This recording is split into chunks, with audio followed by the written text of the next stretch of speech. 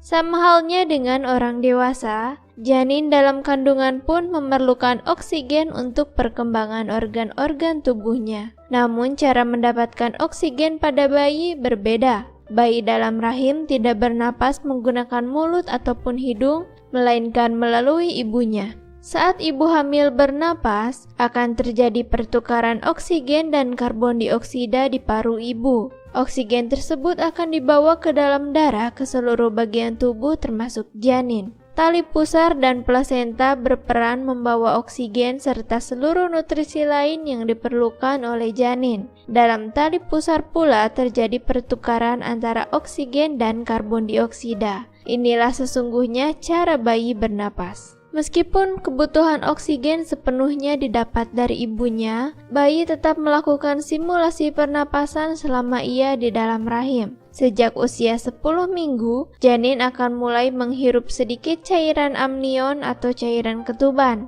Gerakan menghirup ini sebenarnya lebih menyerupai menelan dan bertujuan untuk mengembangkan paru. Di usia 32 minggu, bayi akan mulai melakukan simulasi gerakan bernapas yang melibatkan pengembangan dada. Organ paru bayi cukup matang dan siap untuk menyokong hidupnya di luar rahim saat memasuki usia 36 minggu. Itulah sebabnya, sebaiknya bayi dilahirkan ketika usia kehamilan setidaknya sudah 36 minggu. Selain paru-paru, satu hal yang penting juga untuk mendukung pernapasan bayi adalah alveoli dan surfaktan dalam paru. Alveoli adalah kantung-kantung kecil dalam paru yang berfungsi sebagai tempat pertukaran oksigen dan karbon dioksida, sementara surfaktan adalah suatu senyawa yang tersusun atas lemak dan protein dan berfungsi untuk mempertahankan alveoli mengembang ketika lahir. Semua hal tersebut akan mulai berfungsi sebagai organ pernapasan saat bayi dilahirkan.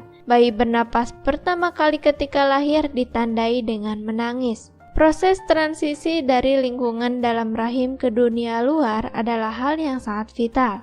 Bila dapat dilalui dengan baik, maka bayi akan dapat bertahan hidup. Setelah itu, seiring berjalannya waktu, jumlah alveolinya akan bertambah, paru-parunya pun akan terus berkembang dan semakin kuat melalui berbagai aktivitas yang dilakukan oleh bayi.